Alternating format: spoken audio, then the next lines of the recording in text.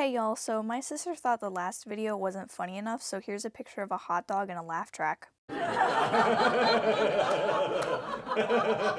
I'm a funny person. Anyway, hello again. This is the second episode for Steven Universe. I'm actually not going to do an episode in this one. I am going to do the intro. At the beginning of each of these episodes, I'm just going to go through what happened in the last one, through the stuff that we're counting. Steven has had 4 star eyes, 3 continuity breaks. But speaking of the continuity break, going back to that hand that I saw on the beach that was flipping me out, turns out one of my good friends pointed out to me that it is the hand of the statue where the crystal gems reside, and that is extremely stupid of me, and I cannot believe I didn't catch that.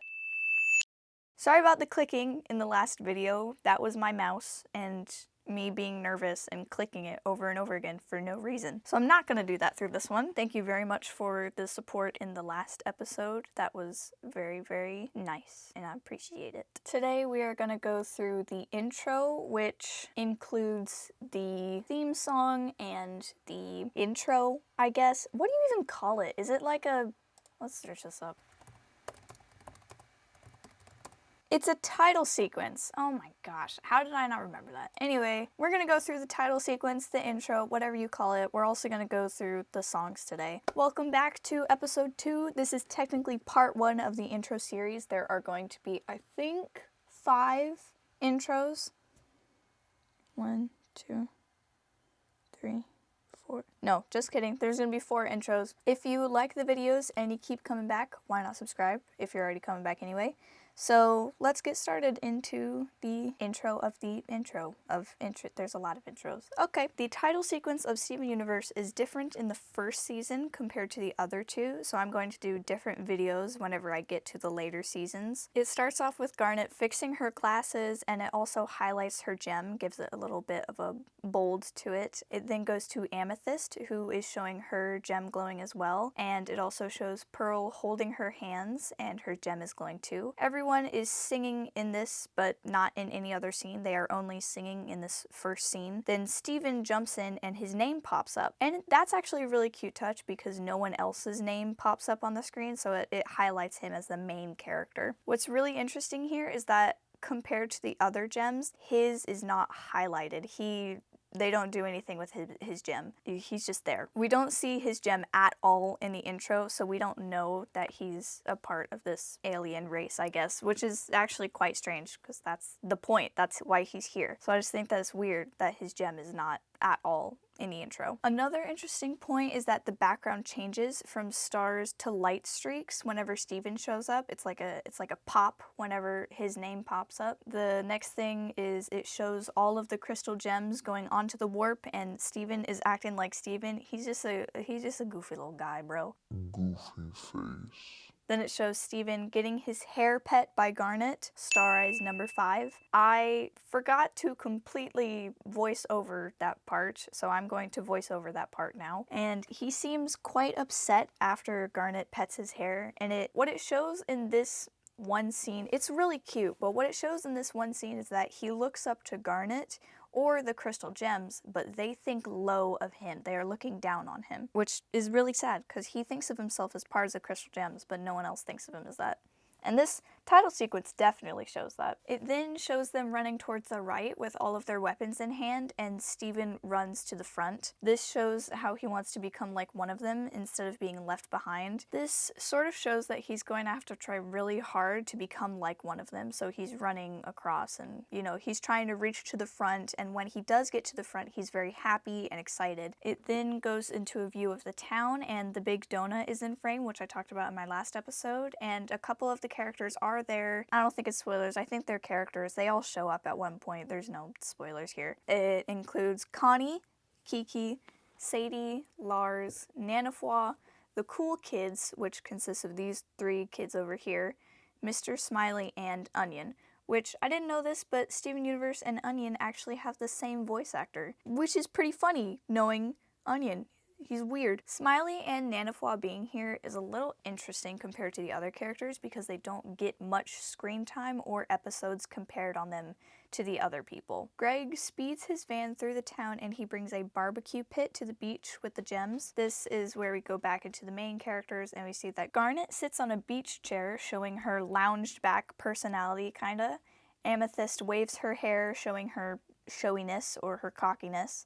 Her hair flip animation is actually really cool and I love it. She does a lot of hair flips and it's a nice touch. I love it. Pearl sits down on the grass, moving her little itty bitty skirt to do so. I always thought that this part of the title sequence was really weird since her skirt doesn't even touch the ground.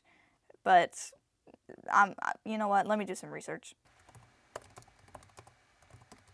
AI overview on Google says that it shows Pearl's personality through overprotectiveness and it highlights a moment of caution or concern about her safety. It's grass, Pearl. Calm down, it's not that deep. Finally, the last thing is Steven eating a hot dog in front of the cliff where they live. I think that this is a very symbolic thing for him to do. Let me explain. Longtime fans will know that Greg has a saying, Steven's dad, if every pork chop were perfect, we wouldn't have hot dogs. This comes into my next episode, which I'm already working on.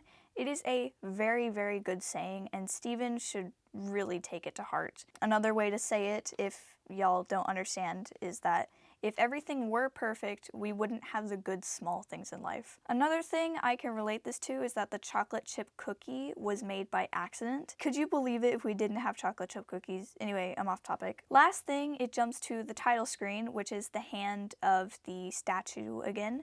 And I've talked about this in my previous video, and we actually only see this scene twice, this hand. We only see this hand is when Pearl is singing to Steven in a very big future episode about who they truly are, them being the crystal gems, and once again in the song Jam Buds. I wish we could have seen more at this because it's pretty, it's gorgeous. It also is their laundry place, so this is where Pearl does the laundry. Yes, Pearl does the laundry. She's a mother and a mentor, I guess you could say, but this is where they do their laundry. It's so pretty. Also, why you got your laundry stuff outside? Where are the outlets? I'm confused. We are not done yet, dear friends. Let's talk about the song. We are the crystal gems will always save the day. These are statements. These are true statements. The undefeatable part of their story sort of reminds me of the best character in Marvel. You cannot deny me, Squirrel Girl. You can't stop me. She is literally undefeatable. And if you think we can't, we'll always find a way. That's why the people of this world believe in. We don't see this as much. The people of Beach City don't really see the crystal gems as helpers or saviors, so it's weird for them to say that the people of this world believe in them because they really don't until the end. But I mean, other gems believe in them, not the humans. The humans don't even really know what they are. So as we can see from Ronaldo's blog and other sayings is that they think of the gems as hot aliens who cause trouble. So it's really weird to add this intro into the song because I don't think it's very valid. Garnet, Amethyst, and Pearl, and Steven. Adding both of those ands make us think that the gems don't think of Steven as part of the crystal gems. It ends with Pearl, and then Steven adds himself onto it. That's just sad. Since this video is shorter, I'm actually going to add gem placements and outfits into the video. Every time the gems get a new outfit, I'll talk about it as well, and when a new character shows up with a new gem placement, I'll talk about that too. Let's start with Steven. So Steven has his gem in his navel. This is a place that signifies where a baby was connected to its mother. This is also where Steven was tied to his mother, so it's a perfect placement for his arc, being as it's all about his mother. This gem placement also shows his very caring personality. I wouldn't go so far as to call it motherly, but that's kind of what Steven feels like a kind motherly person. Onto Pearl, her gem is on her forehead, and this is where the brain is. It's an analytical place. Pearl thinks before everything she does. She calculates everything in a beautiful dance as we hear her talk about in my previous video. Next to Amethyst, her gem is on her chest, the place of the heart. Amethyst acts with her emotions first. Her passion is very strong, and this is a huge part of her character. She is the most relatable as she is also the most vulnerable. And lastly, Garnet, she has two gems on both of her hands. The hands are how we feel the world. It is where fortune tellers tell us our future. Her character is entirely balanced, and she is constantly trying to balance, but yet she is calm and collected, and she is the perfect amount of everything. Truth and light, shadows and darkness, love and hate in the future and the present. Garnet has it all, which makes her a great leader. Moving on to the clothing, I haven't really heard anyone talk about this, so I won't have any backup, and this will probably just be on my own opinion. Steven's outfit starts out with a red shirt and a bright yellow star, jeans, and flip-flops that match the color of his shirt.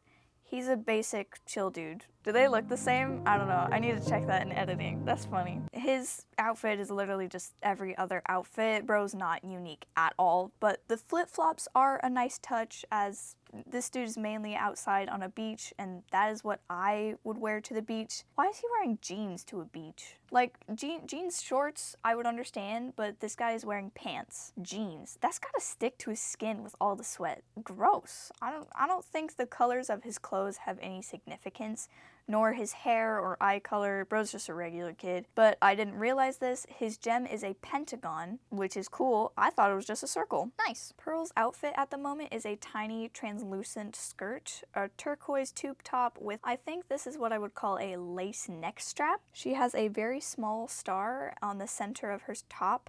She has green socks right now with light blue flats, and lastly, she has these salmon-colored, like, Lululemon mid-thigh tights. I hate them.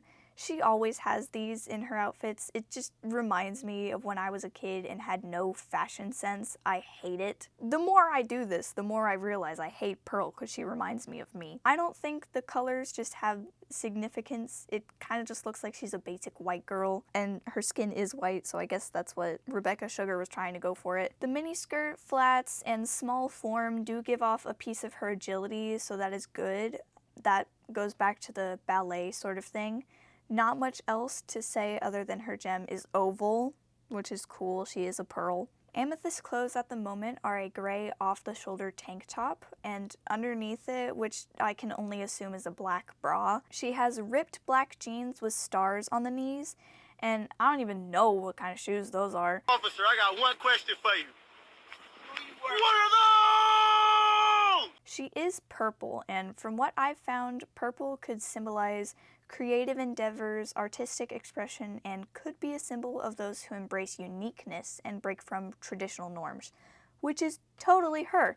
She is definitely creative, and as we can see from her shape-shifting abilities, which that could also tie into her not wanting to be herself, but we'll get into that comes later. Artistic expression, yes. She used to do art and paintings with a woman in Beach City, and hopefully we'll get into that, but I know it is very, very later on in the series. A symbol of uniqueness, Amethyst is very unique. Her hair is also the opposite color of her clothes, which could be symbolizing black and white and how she is at opposing sides with herself. Her gem is a hexagon, which is very cool and detailed, and I didn't know that up until I looked it up as well as Steven. I thought it was just a circle. Amethyst is a very good depiction of a character.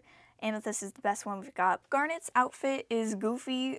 Bro, look at these poofy shoulders, bro. What you hiding in there? Other than the goofy shoulder pads, she is wearing like a tight suit, but it actually fits her really well. One of the shoulder pads is pink, the other is red. One leg is in red and the other is in black. It's like she's got this streak going down her diagonally, and it's a pretty cool design.